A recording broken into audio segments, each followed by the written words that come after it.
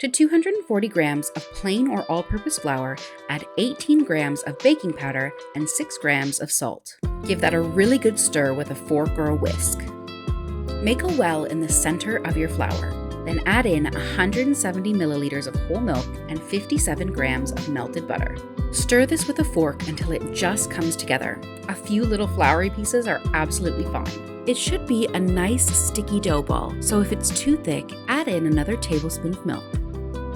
Don't overmix your dumpling batter. You want it to just come together so that the dumplings stay nice and light and fluffy. I'm using a small cookie scoop, but you could use 2 tablespoons, and you just scoop up some of your dumpling batter and drop it into your stew. You want to pop the lid on and leave it on low for 15 minutes. You may have to go in at 10 minutes and give your dumplings a little flip so that the tops also cook evenly. Put the lid back on for 5 more minutes. You can see they're super delicate, but they've really puffed up and they're just going to be so delicious. Give your stew a very gentle stir to make sure nothing is sticking, and you're ready to serve.